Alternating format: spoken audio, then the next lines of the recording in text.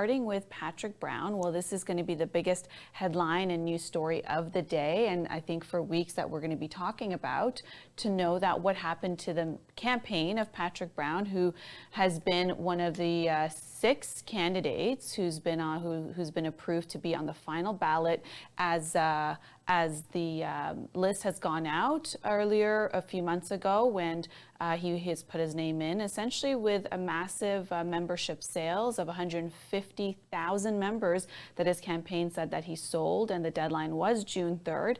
But the shocking news came last night at a release by the Conservative Party saying that they are disqualifying him from the leadership race, and this comes quite a shock to the entire process, because ballots have been mailed out to some of the memberships already with Patrick Brown's name on it. And what does it mean for his future, and what does it also mean for the other candidates? As if you've seen any of our other Y Media Political Sensex shows, I've described that the ballot has 6 options in ranking, that you can choose number 1, number 2, and go through that. And so what does it mean for somebody like Jean Charest, who is predicted to be in 2nd place for votes perhaps for Patrick Brown, or maybe Leslyn Lewis? That's to be seen. You want to tune into Y Media Political Sensex, as we're going to cover all those details. But going on to the disqualification, well, he's been disqualified according to a statement released by the party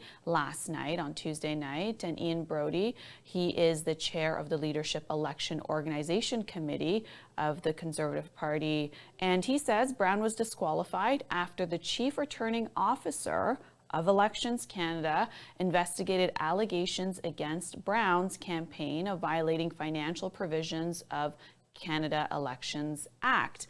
Now, these are allegations. It's been alleged that this is the complaint against him. It has not been proven, but the party has decided, the leadership committee has decided to disqualify him upon what they say is the advice of the returning officer. Now, the chief returning officer asked Brown's campaign for a written response and withheld the interim membership list from his campaign, according to this statement. And it reads on to say, and I'm going to quote it from the statement that was released, saying the information provided to date by Patrick Brown's campaign did not satisfy concerns about their compliance with the rules and procedures and or the Canada Elections Act. This is what was a statement put out by Ian Brody, who's chairing the committee, and he also wrote in the statement saying that the chief returning officer has therefore recommended to ELOC, which is LEOC, which is the leadership committee, that they disqualify Patrick Brown, and earlier tonight we've agreed to do so. Big news, as this is going to have ramifications not only for the election process, for that the Conservative leadership will have somebody a leader elected on September 10th, but what this means for Patrick Brown's campaign, who has now come back to say that these are allegations by unknown sources, and they are committed to getting legal advice. And you want to stay tuned with Y Media, as Group Editor Yudhvir Jaswal will be doing an interview with Patrick Brown to get to the details of what this is all about and what his campaign plans on doing, and what does this mean for his political future.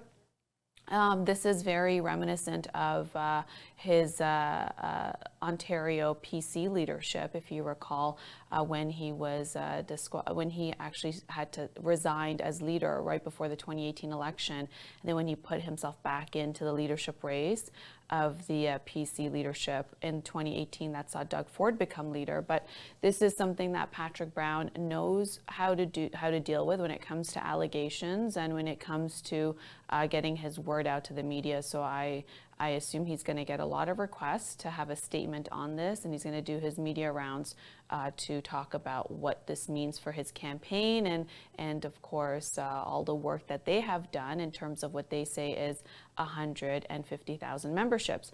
Just last week, the Conservative Party did say that there are 675,000 members, around that number, that will be eligible to vote for the September date. Now, all the memberships, all the members that Patrick Brown's campaign signed up, will they now vote? If Patrick is no longer a candidate for leadership, that's to be seen. But this was prompted, the leadership election was prompted after Aaron O'Toole stepped down on February 2nd, after the majority of his caucus voted for his removal, and that triggered the leadership election. And when it comes to a spokesperson from the Brown campaign, Chisholm Poitier went onto Twitter to say that the leadership committee and on Twitter shows that they had a secret meeting and decided to disqualify Brown from media. We were not present at the meeting, nor were given any opportunity to defend ourselves before LEOC, which is the leadership committee.